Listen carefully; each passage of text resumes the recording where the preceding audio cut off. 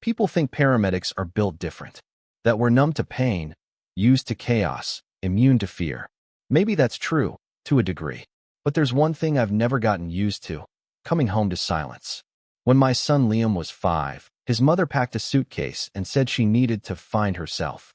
That's what she called it. Finding herself apparently involved moving overseas with a yoga instructor she met at a retreat. She left behind a house full of bills, a fridge with nothing but ketchup, and a little boy asking me why mommy didn't hug him goodbye. I was 30 then. Just started my rotation as a paramedic in the city. Long shifts, overnight calls, sirens that became lullabies in my head. From the moment she left, it was just me and Liam. And I swore I'd never let him feel abandoned again. I took every shift I could. Worked holidays. Missed birthdays. I'd get off a 24-hour shift and still drive him to school, then catch a nap in the parking lot. I learned how to stretch $20 through a week, how to make canned food taste homemade, and how to smile through sheer exhaustion. We didn't have much, but he always had what mattered: a roof, food, clean clothes, and love. I didn't just raise him, I built my world around him. Liam was a good kid. Curious. Polite. Loved sports, especially soccer. The fees? Insane. But I picked up night shifts, traded holidays, skipped meals. I wanted him to have what other kids had, even if I didn't have it myself. I'd show up at his games in my uniform, still smelling like antiseptic and stress, cheering louder than anyone else. He never saw the exhaustion. That was the point. I shielded him from it. He deserved to feel like a kid, not a burden. As he got older, he started spending a few weeks each summer with his mom. She'd finally settled, married some tech executive in California. Their house had motion sensor lights, a fridge that talked, and a view of the ocean. I saw pictures once. It looked like a luxury magazine ad. She'd send Liam back with new clothes, gadgets I could never afford, and stories about dinner parties and spa days. He never rubbed it in. Not at first, but I could tell he saw the difference. I could feel it in the silences. Still, I kept going. Paid for elite team training, drove him across state lines for tournaments, waited in the car with a blanket over me between night shifts just to see his last 20 minutes on the field. I didn't complain. I was proud. Exhausted, yes, but proud. Sometimes I'd catch him looking at me differently, like he was starting to see me not just as dad, but as a man. A tired, aging man who couldn't quite keep up. But I held on to the belief that one day, he'd understand what it took. I didn't expect gratitude, just respect, just acknowledgement that I'd given everything I had. But I didn't realize how fragile all of that was, until the day it shattered with one sentence. It happened on a Sunday. He had just gotten back from a week in California. I'd picked him up from the airport, same as always. He had that fresh haircut his mom always sprung for, some designer duffel bag slung over his shoulder, and that glazed look in his eyes like he was still floating somewhere above the clouds. We barely spoke on the ride home. I figured he was tired. I sure was. I'd just come off a double. But I still grilled up his favorite, steak and eggs. Didn't even sit down to eat. Just stood by the counter, drinking coffee like it was oxygen, watching him scroll his phone. And then, out of nowhere, he said it. If you were rich like mom's husband, maybe you'd be a better dad. No build-up. No warning. Just dropped it like he was stating the weather. My hands didn't shake. My face didn't twitch. But inside, something cracked. It wasn't just the insult. It was the ease with which he said it. Like it was obvious. Like all the years of sacrifice, the sleepless nights, the skipped meals and missed birthdays, meant nothing. I didn't say a word. Just walked over, picked up his plate, dumped it in the sink. My voice, when I finally spoke, didn't sound like mine. Okay, that was it. That night, I sat in my room, door closed, and thought about everything I'd done for him. The time I missed a funeral to get him to a playoff game. The time I worked 4 shifts in 3 days to replace his cleats before a showcase. The time I ate ramen for 2 weeks so he could go on a school trip. I realized something then. I'd been trying to be everything. Father, mother, provider, cheerleader, counselor. And apparently, none of it was enough. So I stopped. Not out of spite. Out of exhaustion. Out of heartbreak. No more elite team payments. No more rides to private training. No more last-minute gear hauls or hotel stays for travel games. I'd pay for school, meals, a roof. But the extras? Let them handle it. Let the man with the ocean view and a thermostat you can talk to step up. A week later, I got the call. It was her. His mom. You can't just stop helping, she snapped. He's part of a team. He's got responsibilities. I laughed. Not bitter. Just hollow. You've got a better dad now, remember? Let him fund it. Silence. Then she muttered something about how I was being petty. That Liam didn't mean it like that. But I knew he did. Because when you're 16, you think money fixes everything. You look at a guy in a tailored suit and think that's strength. You see a smart home and assume it's love. You don't notice the things that matter until they're gone. The first weekend came. No practice ride. No pre-game speech. Just me in the kitchen, brewing coffee, while Liam stood in the doorway with his bag, waiting. You not driving me? Nope. How am I supposed to get there? You'll figure it out. He didn't say anything. Just turned and walked out. That was the beginning. A slow unraveling of expectations. And for the first time in 16 years, I watched him face a world I had always buffered him from. Liam didn't talk to me for days after that. He came and went like a tenant. Ate in his room. Slammed doors. Left dishes piled high in the sink. I didn't chase him. I'd done enough chasing. I could hear him pacing some nights, frustrated. Probably texting his mom. Maybe venting to friends about how I'd changed. But he didn't ask for a ride again. He started taking the bus, 2 connections and a mile walk to the public field, not the private complex he used to train at. His cleats got caked in mud. His uniform looked cheaper, bulkier. No more embroidered logos or team-sponsored gear bags. The elite club cut him within a month. I never said, I told you so. Just kept making coffee, washing my own dishes, heading off to shifts like nothing had changed. But everything had. I caught glimpses of him struggling. Coming home late, sweaty, shoes falling apart. Once, I found him icing his ankle with a bag of frozen peas. I almost asked if he was okay. Almost. But then I remembered those words, still echoing in my head. Maybe you'd be a better dad. So I let him figure it out. His mom called again. This time, her voice had a different tone, not demanding, but desperate. Liam's different. Quiet. Withdrawn. I shrugged, even though she couldn't see it. Guess that happens when reality shows up. You can't just leave him hanging, she said. He's still your son. I never left. I just stopped doing the job of 2 people. Click. It was brutal, but I was done cushioning everyone from consequences. Then, slowly, I started to notice things. Liam didn't complain when dinner wasn't waiting. He made his own. Pasta. Sandwiches. Even cleaned up sometimes. One night, I came home from a double and saw his shoes by the door, scrubbed clean. Not new, but cared for. Another night, I heard him on the phone. Not yelling, just saying, yeah, he used to work doubles to pay for that stuff. I didn't realize. He didn't know I heard. Then came the job. I saw the uniform in the laundry before I saw the schedule on the fridge. Retail. Minimum wage. Weekends and after school. He never mentioned it, just started doing it. That was the first crack in the wall between us. He still kept to himself, but I could feel the shift. Less stomping. Less slamming. More presence. One night, I caught him sitting at the kitchen table with his head in his hands, his phone beside him. I asked, rough day? He looked up, startled, then nodded. Yeah, customers suck. I grinned just a little. Welcome to the world. He chuckled. First time in weeks. That tiny moment. It was nothing, but it was everything. Like a truce we didn't say out loud. He was starting to understand. Not just the value of money, but the meaning of presence. Of sacrifice. Of showing up even when you're running on empty. Still, I kept my guard up. Because broken trust doesn't fix overnight. And I wasn't sure if he was really getting it. Or just playing along until something better came along again. But what I didn't know then was that the cracks were deepening. Not in our house, but in his idea of what love and family actually looked like. It was October when he asked if he could stay with his mom for fall break. I nodded. No fight left in me. I figured a few days of luxury, hot tubs, and unlimited Wi-Fi might recharge him. Maybe he'd come back happier. But when he returned, he was quieter than when he left.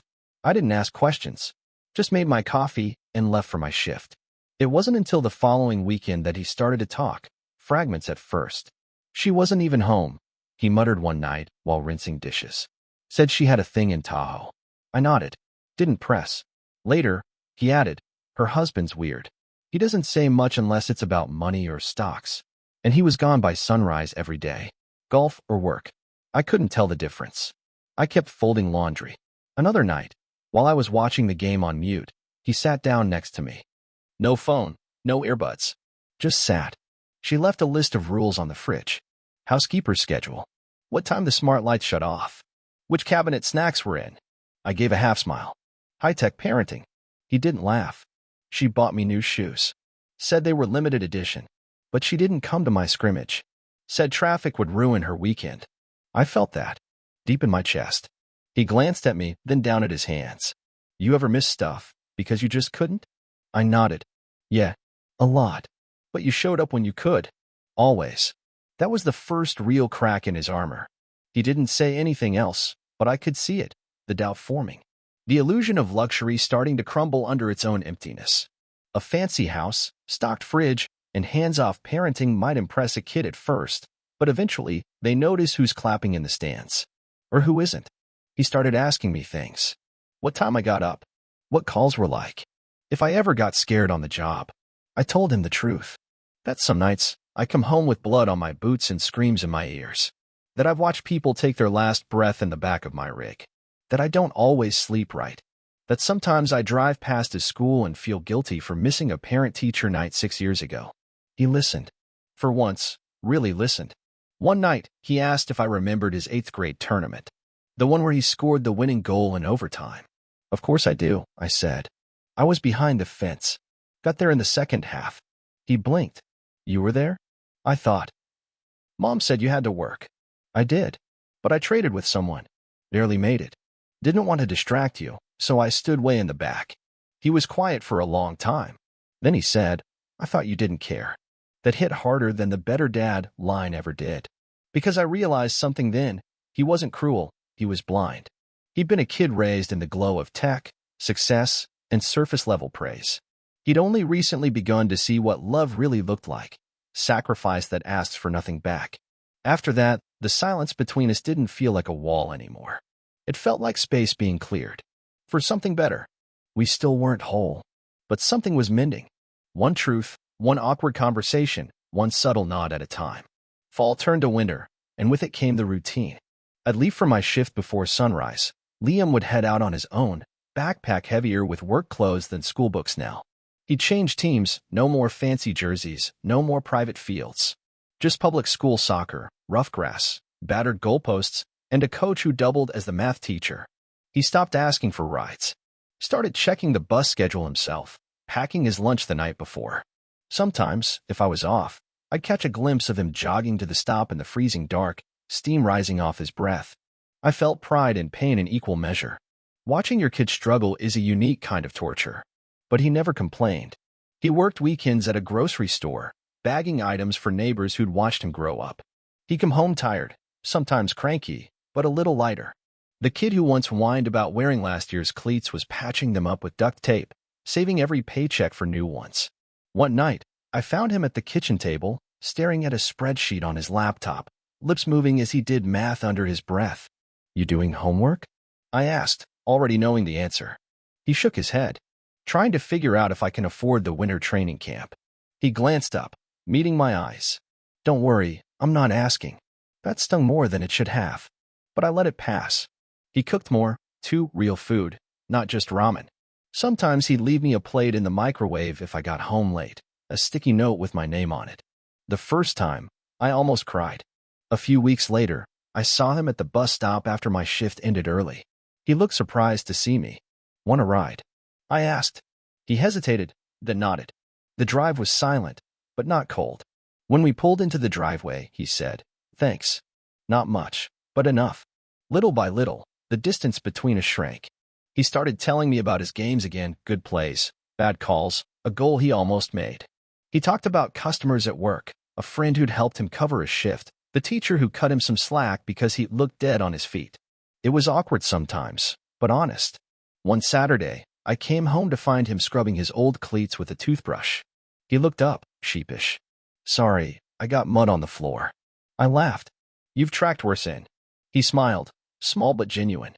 That night, I heard him talking to his mom on the phone in the next room. He didn't know I was listening, but I heard the change in his voice, less defensive, more mature. Yeah, I know. No, he's not mad. He works a lot. It's not easy for him, Mom. It never was. He hung up and came to the kitchen. For the first time in months, he asked if I wanted to watch a game with him on TV. We sat together, no words needed.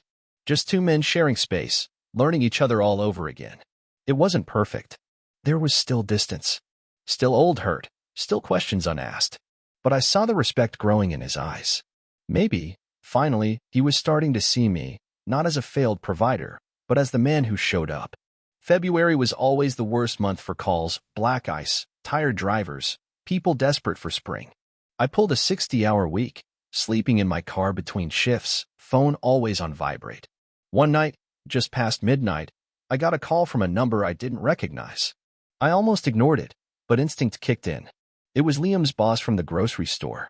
He'd slipped on ice behind the building, twisted his ankle bad. Couldn't drive. Wasn't sure if he should call me. I didn't even put on my coat. Just ran to the car, boots half-laced, adrenaline pushing the exhaustion aside. The whole way there, memories played on loop, first steps, scraped knees, all the times he'd fallen and looked for me. He was waiting outside, balancing on one foot, face pale and pinched. When he saw me, he tried to smile. "Sorry," he muttered. "Didn't want to bug you." I crouched to look at his ankle, carefully, like I'd done 1,000 times for strangers, but never enough for him. "Bug me? You could call me any hour. That's the deal." He shrugged. "Didn't think you'd want to." That hit harder than it should have. I lifted him into the car, drove home in silence. In the kitchen, I wrapped his ankle, handed him some painkillers, made him tea. He kept his eyes on the floor. "I screwed up," he finally said, voice barely a whisper. "I thought, if I could just handle it all, you wouldn't have to. But I'm tired, Dad. I can't do it all." I nodded, sat down beside him. "Neither can I. That's the truth." He stared at me, something shifting in his face, a mix of shame and relief. "I didn't mean what I said. About you, not being a good dad. I was just mad. I didn't get it. I thought having money fixed everything." I put a hand on his shoulder. "I know." He wiped his eyes quickly, embarrassed. "Mom's husband, he's never around. I thought that was just how dads were supposed to be. But he doesn't show up. For anything. I used to think you were unlucky because you weren't rich. But he's got everything and still isn't there." He paused, the words coming slow, hard won. "You always were. Even when I didn't notice." For a long time, we just sat there. No more walls, no more pretense. Just two people finally seeing each other for who they were. I knew this wasn't the end of our problems. There'd still be rough days, old wounds that flared up when we least expected. But something real had shifted. He needed me. Not for money or rides or new gear. Just for being there. That night, as he hobbled off to bed, he turned back at the doorway. "Thanks, Dad. For coming. Always," I wanted to say. Instead, I just nodded. He knew. For the first time in years, I slept straight through until my alarm. No calls. No nightmares. Just the feeling that maybe, finally, we'd turned a corner. Spring came slowly, and with it, small changes I didn't dare hope for. Liam was still limping, but he managed. The bus stop in the morning, his work shifts cut back, but not given up. I offered to help with the bills he was covering, but he shook his head. "I got it. Just not too much, okay?" A compromise at last. We fell into a new rhythm, less like parent and child, more like teammates. He'd make dinner a few nights a week, trying recipes off YouTube. Sometimes they were good, sometimes nearly inedible, but we ate them together at the same table. One Friday, I came home to find a bag of groceries on the counter. Bread, eggs, vegetables, even my favorite coffee. He was sitting at the table, receipts spread out in front of him, tallying up what he'd spent. I almost joked about the math, but something in his face made me stop. He slid a receipt across to me. Used my employee discount. Figured it was the least I could do. I looked at him, not just as my son, but as someone I barely recognized a year ago. Taller, sure. But something else. A quiet determination, an understanding I'd been afraid he'd never find. He cleared his throat, nervous. "I was wrong. About everything. I thought you needed money to be a good dad. But you just needed to be here. And you always were. Even when I didn't make it easy. I couldn't trust myself to speak, so I just nodded, letting the moment fill the room." He kept talking, voice steady. "I used to think love was big gestures. Fancy stuff. But it's really just showing up. Every day. Even when you're tired. Even when nobody thanks you." I put a hand on his shoulder. He didn't flinch. We talked for a long time that night, not just about the past, but about the future. College plans, maybe a road trip this summer, even just fixing up the old car together. Nothing flashy. Just the kind of things you do when you know what matters. The next morning, he woke up early and made coffee before I left for work. Left a note on the counter. Be safe. I'll see you tonight. And for the first time in years, I left the house feeling like something good was waiting for me at home. I don't know if Liam will remember the sacrifices. Most kids don't, not until they're older. But he saw me, finally. Not as a poor substitute for someone richer, but as a dad who never stopped showing up. I didn't give him wealth or luxury, but I gave him something real, and, in the end, he gave it back. I wouldn't trade that for anything.